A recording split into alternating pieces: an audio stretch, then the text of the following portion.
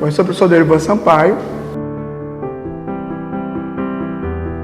sou professor de História, trabalho na rede pública estadual e municipal, estou há 28 anos na profissão e, além de professor de História, eu também exerço a profissão de gestor escolar.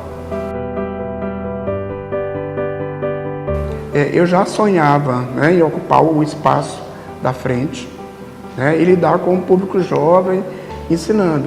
Então eu gostava muito de ler, e esse foi um passo que me incentivou a também chegar no magistério.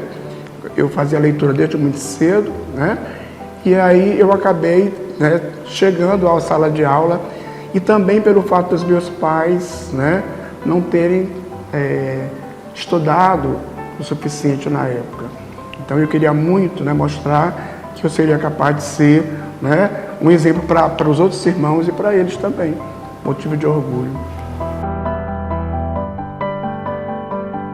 Sim, eu já tinha uma professora na segunda série do primário, a professora Zaira. Ela era a professora que eu admirava muito, pela habilidade dela de falar, de lidar com a turma. Aquilo acabou me chamando a atenção, daquele exercício dela com tanta paciência, de lidar com todo mundo, de encaminhar as situações de uma forma leve.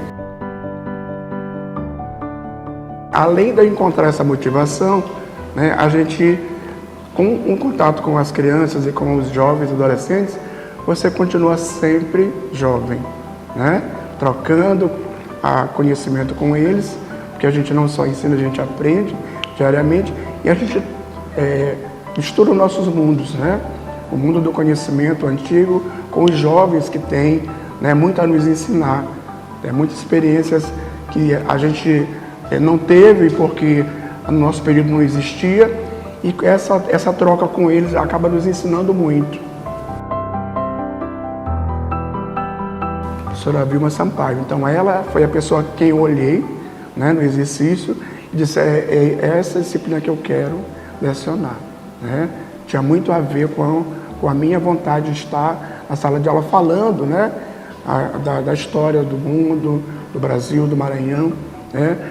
Ela me despertou para o lado da história. Na primeira vez que eu entrei na sala de aula, eu senti o desejo de fazer aqueles jovens despertar para o mundo. Através da história, eles teriam a possibilidade de ver o mundo de uma forma diferente. Eu seria esse canal, para ajudá-los a ver a história do mundo, a sua história, da cidade, do estado, do Brasil e do mundo, de uma forma diferente. Era uma missão muito grande para o historiador abrir as portas do mundo para aqueles jovens. E era esse o impacto que eu vi quando eu entrei pela primeira vez na sala de aula. Eu tenho agora aqui a possibilidade de abrir os olhos desses jovens para dialogar e conhecer um pouquinho do mundo. Os nossos maiores desafios hoje com a educação é a educação de fato, porque antigamente os pais tinham a missão de educar os filhos, eles iam para a escola para aprender. Agora as famílias ou têm muita ocupação, ou nenhuma preocupação com os filhos, e a parte de educar, eles delegam para a escola. Então a escola, além de ensinar, ela precisa também educar o jovem que aprendeu em casa ou não aprendeu a ter limites. Ele chega na escola, ele quer fazer da escola um shopping, vir como ele quer, vestido, ele assiste a aula se ele tiver com vontade, ele fica desobedecendo as normas da escola. Então a dificuldade maior da educação hoje é o jovem que chega sem limite na escola, porque a família abandonou a educação. E a escola tem que assumir o papel de educadora e também de ensinar ao aluno. Então essa é uma das dificuldades maiores, e não falo só da escola pública, eu tenho conhecimento de todas as escolas públicas, estadual, municipal e particular, onde os pais, ou por uma ocupação grande na lida diária, ou por desleixo mesmo, deixaram os jovens sem a formação devida em casa, do mínimo, do básico. Tem uma ex-aluna que é a Isabela. A Isabela era uma aluna do fundo da sala, A Isabela não falava com quase ninguém na sala de aula e aquilo me chamou a atenção, né? Ela anotava tudo que eu falava, né? Respondia as atividades, mas ela ficava no fundo da sala. E aí um dia eu chamei a Isabela. Isabela, qual a sua dificuldade de ficar na frente? Porque eu percebo que você gosta muito, né, da disciplina. E aí ela disse, professor, eu sou tímida, né? Eu me vejo diferente. E aí eu trabalhei com a Isabela, não só a questão de história, mas também para trazer a Isabela para o mundo, que era aquele mundo da sala de aula. E a gente conseguiu durante os 3 anos, ela estudou comigo no ensino médio. Primeiro ano, segundo e terceiro ano. A Isabela me chamava de pai, né? A relação foi muito próxima de superação dela, da dificuldade que ela tinha, dos bloqueios.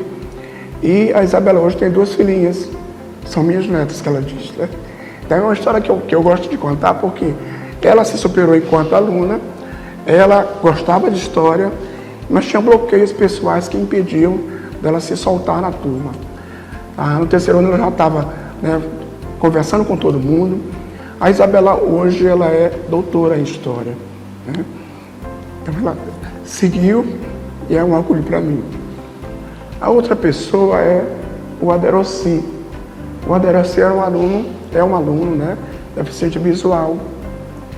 E ele passou conosco 3 anos no Liceu Maranhense. E ele tinha dificuldade, claro, né, a cegueira total, ela te dá limitações, mas ele era muito aplicado. E a gente tinha na escola, né, equipamentos, como um computador que tinha leitura em braille, e ele chegava cedo na escola e ficava ouvindo todos os CDs que tinham naquele programa dele com os livros didáticos. Ele era muito aplicado. Tanto que a Aderossi terminou o ensino médio, fez vestibular, passou para o curso de Geografia na UEMA e ele hoje é professor. São histórias que me emocionam mesmo, né? Sempre que falo, eu fico com os olhos lacrimejando, me traz uma recordação boa de ver que são histórias que passaram pelas nossas mãos, né? A gente pode moldar e ajudá-los a chegar a conseguir os seus objetivos.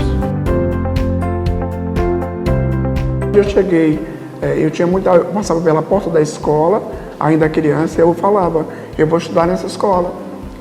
E aí eu fiz o ensino médio lá no Liceu Maranhense, fiz prova seletiva, na época tinha prova. Passei a estudar na escola, estudei 3 anos no colégio, fui para a universidade me formar, mas com o pensamento de voltar àquela escola. E aí voltei já como professor, né? Então eu conheço a escola e eu era de uma época em que estava no final do regime militar. Então a escola que eu fui aluno não é a escola que eu tenho hoje, né? Na minha época você entrava, sentava, a carteira ficava lá até o final do horário, né?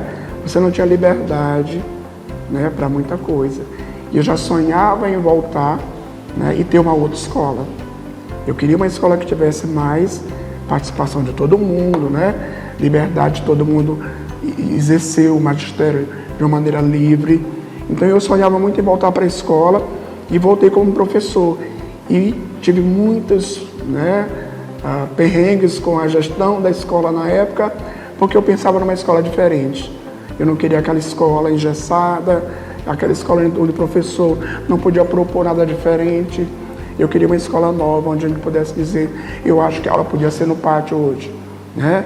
Ou podia ser debaixo da mangueira. E que isso fosse levado em consideração.